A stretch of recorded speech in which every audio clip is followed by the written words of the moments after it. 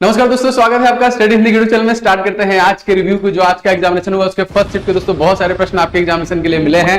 बहुत इंपॉर्टेंट दोस्तों, निश्चित तौर पे यहाँ से बहुत सारे प्रश्न हमको प्रीवियस जो हमारा सेट हुआ है, प्रीवियस जो आपका 17 तारीख का एग्जाम था 18 तारीख, वहां से भी कुछ क्वेश्चन देखने के लिए मिल रहे हैं। मैंने आपसे कहा था कि रिव्यू जरूर देखा करिए। रिव्यू देखने से आपको आइडिया लगता है कौन कौन से टॉपिक से आपके परीक्षा में पूछे जाते हैं, और अगर प्रश्न दोस्तों रिव्यू जो बार बार रिवाइज किए जाते हैं तो कहीं ना कहीं उससे भी आपको फायदा होता है। तो यहाँ पे दोस्तों हम लोग देखेंगे कि कैसे कैसे ऐसे प्रश्न थे जो आपके परीक्षा में देखने के लिए मिले, और आपको आइडिया लगेगा किस किस टॉपिक से आपके एग्जामिनेशन में प्रश्न पूछे गए। तो फर्स्ट शिफ्ट के सारे प्रश्नों को हम लोग देखेंगे।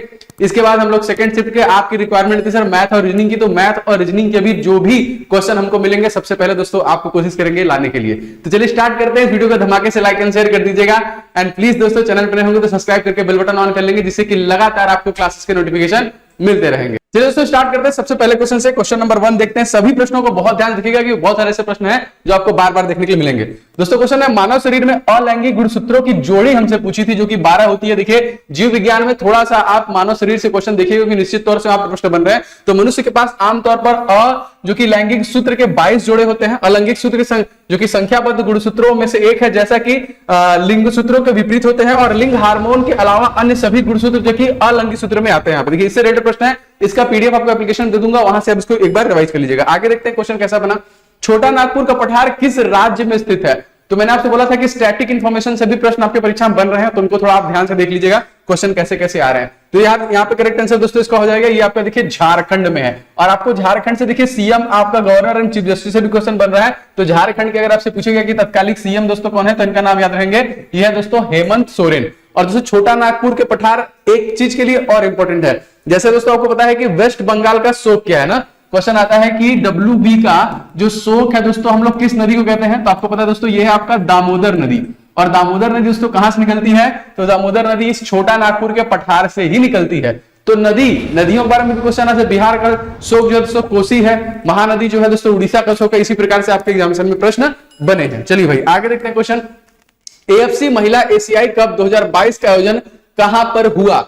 अब देखिए यहां पे इस प्रकार से स्पोर्ट रिलेटेड प्रश्न आ रहे हैं, और दोस्तों बहुत ही कॉमन प्रश्न पूछे जा रहे हैं, बहुत डीप या फिर ऐसे प्रश्न जिनके आगामी है, ऐसे प्रश्न अभी तो हमको देखने के लिए नहीं मिले। वैसे दोस्तों ये जो आयोजन किया गया था दोस्तों, तो ये किया गया था महाराष्ट्र में, और ये नई मुंबई और पुणे में देखिए किया गया था। अब यहाँ पे देखिए मैंने फिर भी आपका आगामी जो खेल है उनके आयोजन को लिया है, जिससे आपकी परीक्षा में प्रश्न आ सकते हैं। जैसे दोस्तों एशियाई खेल 2022 कहां पे हुआ दोस्तों? चाइना में। अगर आपसे पूछेगा 2026 में कहां पे होगा, तो ये नया जापान में होगा। राष्ट्रमंडल खेल 2022 बर्मिंघम ब्रिटेन, आपने देख ही लिया इसको। ओलंपिक खेल भी दोस्तों आपने 2020 वाला देखा, टोक्यो ओलंपिक जापान में हुआ था, जिसमें भारत ने टोटल 7 पदक जीते थे। 1 गोल्ड मेडल मिला था, 2 सिल्वर मेडल, और आपका 4 हमको कांस्य पदक मिला था। लेकिन अगर आपसे पूछेगा नेक्स्ट दोस्तों कहां पे होगा, 2024 में देखिए पेरिस में होगा। शीतकालीन ओलंपिक की अगर हम बात करें तो 2022 में बीजिंग चाइना में है, और 26 में दोस्तों ये इटली में मिलान और कार्टिना डी एम्जो में होगा। आईसीसी विश्व कप देखिए 2023 में आपका होने वाला है। T20 की बात करेंगे तो इसी साल होने वाला है। आईसीसी विश्व कप T20 देखिए यहाँ पे ऑस्ट्रेलिया में, ये 2020 वाला लिखा हुआ है, 2022 इसी वर्ष आपका देखिए होने वाला है। आईसीसी महिला क्रिकेट वर्ल्ड कप दोस्तों ये 2021 न्यूजीलैंड। आईसीसी महिला विश्व cup T20 2020 Australia. FIFA football दोस्तों तो इसी वर्ष होने वाला है आपका कतर। तो मैंने जितने भी आगामी आपकी परीक्षा में अगर प्रश्न बनते हैं उनको भी इसमें कवर कर दिया है कि आपका एक रिवीजन हो जाएगा। चलिए भाई आगे देखते हैं और कैसा क्वेश्चन बना। दोस्तों क्वेश्चन था विज्ञान और प्रौद्योगिकी के क्षेत्र में 2022 का पद्म विभूषण सम्मान किसे दिया गया?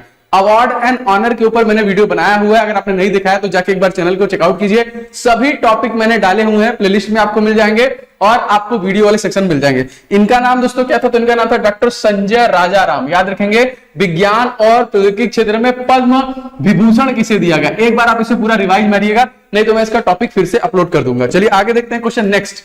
वस्तु एवं सेवा कर भारत में दोस्तों कब लागू किया गया?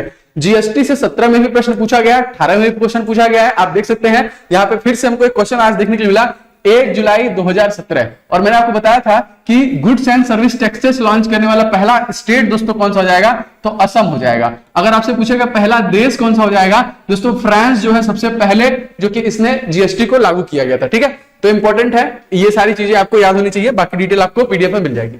राज्य सरकार को कानून मामलों में सलाह कौन देता है?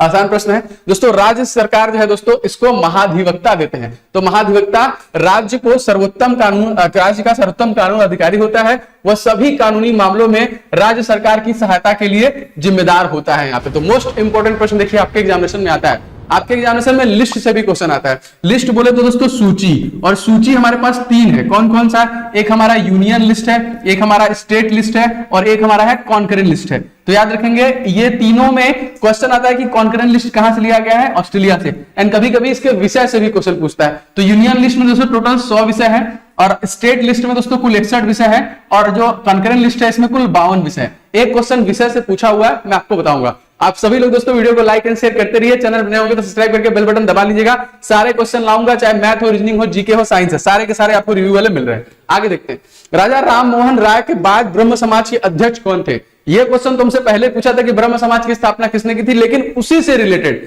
मैंने इसीलिए आपको थोड़ा थोड़ा डिटेल देता हूं कि अगर उससे रिलेटेड क्वेश्चन आएगा तो आप कर सकते हैं। तो यहां पर देखिए सही आंसर हो जाएगा आपका देवेंद्रनाथ टैगोर। देखिए देवेंद्रनाथ टैगोर। अब थोड़ा सा ब्रह्म समाज की बात कर ही लेते हैं क्योंकि बार बार क्वेश्चन पूछा जा रहा है। तो देखिए राजा राम मोहन राय ने 1828 में ब्रह्म समाज की स्थापना की, जो कि ब्रह्म सभा की स्थापना की थी, जिसे बाद में ब्रह्म समाज का नाम दे दिया गया। इसका मुख्य उद्देश्य था शाश्वत भगवान की पूजा। यह देखिए पौरोहित धर्म, जो कि कर्मकांडों बलिदानों के विरुद्ध था। यह प्रार्थना, ध्यान, शास्त्रों के पढ़ने पे केंद्रित था। सभी धर्मों की एकता में विश्वास करता था। यह आधुनिक भारत में पहला बौद्धिक सुधार आंदोलन था जिससे भारत में तर्कवाद, ज्ञानोदय का उदय हुआ। इसने परोक्ष रूप से राष्ट्रवादी आंदोलन को योगदान दिया। तो यहाँ पे जितने भी दोस्तों पुराने आंदोलन हैं उनके संस्थापक के नाम कब शुरू किए गए, इसको आपको रटिए, क्वेश्चन आएगा जरूर। आगे देखते हैं, क्षेत्रीय ग्रामीण बैंक की स्थापना किस संविधान संशोधन के तहत दोस्तों किया गया था? संविधान संशोधन से प्रश्न आपकी परीक्षा में पूछे जा रहे हैं। गोवा को कब लाया गया, नागालैंड को कब लाया गया, दमन दीप को कब लाया गया ना, इस प्रकार के प्रश्न आपको देखने के लिए मिल रहे हैं। इस तरह देखिए इस भी क्वेश्चन को बनाया गया दोस्तों। तो ये देखिए क्षेत्रीय ग्रामीण बैंक अधिनियम 1976 में दोस्तों इसकी स्थापना की गई है ना।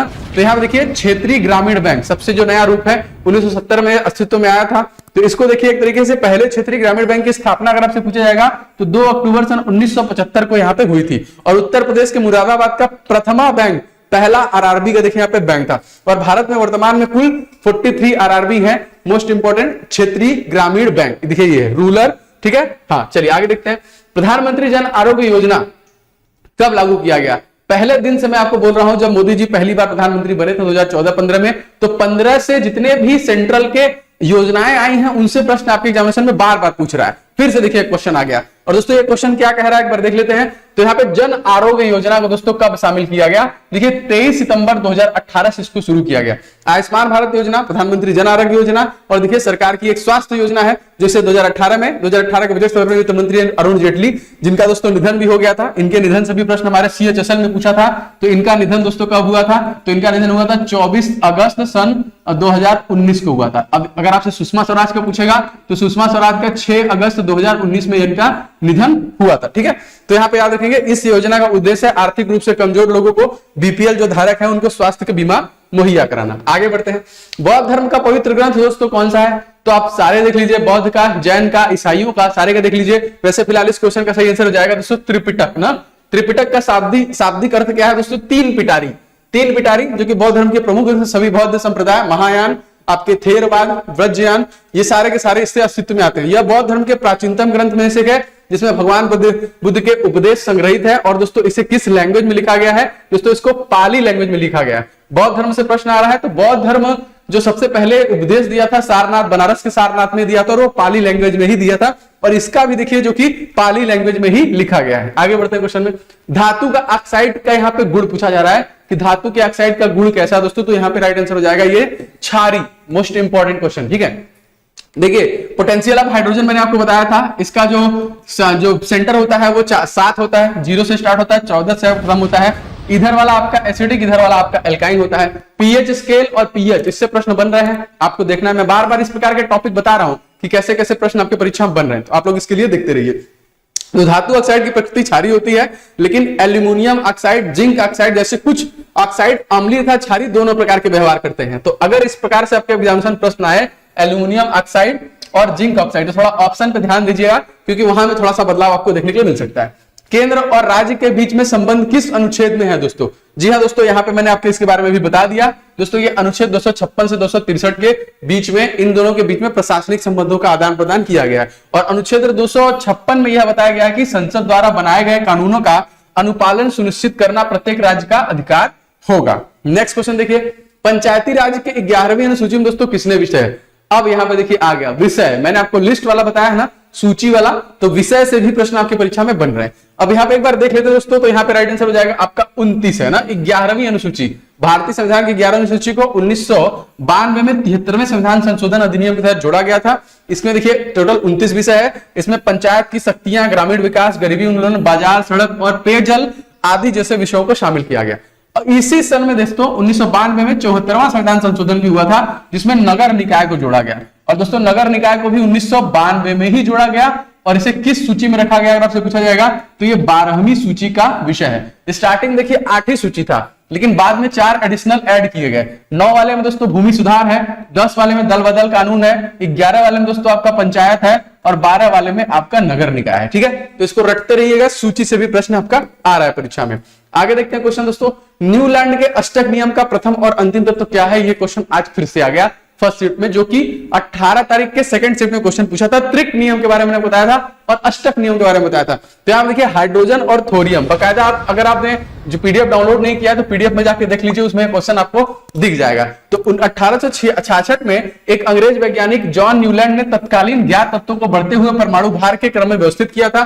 उन्होंने सबसे कम परमाणु द्रव्यमान हाइड्रोजन वाले तत्व को शुरू किया था और थोरियम जो 56वां तत्व था इस पे उन्होंने समाप्त किया था। ठीक है, तो याद रखिएगा ये इंपॉर्टेंट है।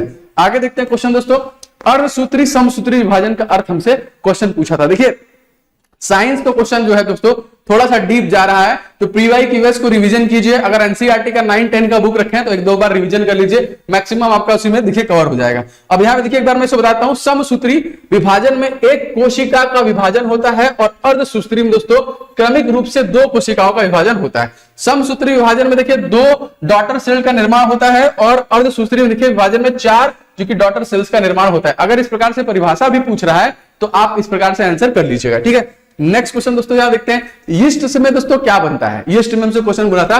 देखिए यीस्ट का उपयोग पिज्जा, पाव, जलेबी इन सब इत्यादियों में देखिए बनाने किया था। ये आटे को फुलाने के लिए मुख्य रूप से दोस्तों इसका इस्तेमाल किया जाता है ना। तो बेकर्स जो होते हैं दोस्तों स्पेशली इसका उपयोग करते हैं। ब्रेड बनाने के लिए दोस्तों यीस्ट का उपयोग किया जाता है। ये देखिए प्रश्न आपका पूछा गया था। आगे देखते हैं, ओम का नियम। मैंने आपसे क्या कहा था शुरू में ही स्टार्ट में क्लास में कि बहुत सारे ऐसे प्रश्न हैं जिनको बार बार एग्जामिनर पूछ रहा है। तो ओम का नियम यहाँ पे हमारा फॉर्मूला जो पूछा था, नियम भी मैंने बता दिया और ये फॉर्मूला देखिए V=IR से भी आपके परीक्षा में प्रश्न आया है। क्वेश्चन नेक्स्ट देख दो, मेघालय में गारो जनजाति द्वारा मनाया जाने वाला त्योहार दोस्तों कौन है? तो इसका देखिए नाम था बंगाला ना। तो यहाँ देखिए यह मेघालय राज्य की गारो जनजाति का एक प्रमुख त्योहार है। फसल के मौसम में के बाद इसको मनाया जाता है। इस त्योहार के दौरान स्थानीय लोग राज्य के लगभग हर गांव में देवता जो कि पतिगप्पा रांगगीपा के सम्मान के प्रचार समारोह में जो कि आयोजित करते हैं। चलिए भाई आगे देखते हैं, क्वेश्चन आपका अगला है, 100 दिन काम की गारंटी वाला योजना दोस्तों कौन सा है? जो 100 दिन का काम, जी हाँ दोस्तों मनरेगा, मोस्ट इंपॉर्टेंट। ये भी देखिए प्रश्न आपका पूछा जा रहा है। तो योजनाओं से प्रश्न आ रहे हैं।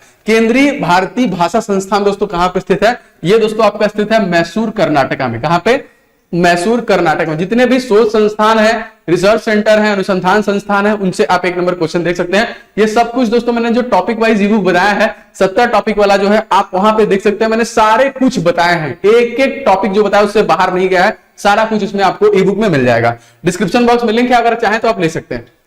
देखिए ये सारे क्वेश्चन आज पूछे गए जो आपके एग्जामिनेशन में आज आए हुए थे। आप इनका पीडीएफ डाउनलोड कर लीजिएगा। कहां डाउनलोड कर सकते हैं? सिंपल, अगर आपने एप्लीकेशन डाउनलोड नहीं किया है तो study in the mobile application simply आप देखिए डाउनलोड कर लीजिए। यहाँ पे एक सेक्शन दोस्तों क्लास पीडीएफ का है, इसमें आपको सारे क्लासेस मिल जाएंगे। जैसे देखिए 17 अगस्त यहाँ लिखा हुआ है, तो इसी जगह रेलवे एग्जाम आप लिखा होगा, सारे देखिए यहाँ पे डला होगा। और दोस्तों मैंने ये 650 करंट अफेयर्स वाला 2022 वाला ई बुक फ्री रखा है, आप इस ई बुक को डाउनलोड कर सकते हैं। मैक्सिमम क्वेश्चन देखिए 2022 में आ रहा है और बहुत मेहनत दोस्तों इस ई बुक को बनाया गया। एक बार आप इसकी डिटेलिंग चेक कीजिएगा जाके, आपका स्टैटिक जीके भी कवर हो जाएगा और करंट अफेयर्स भी कवर हो जाएगा।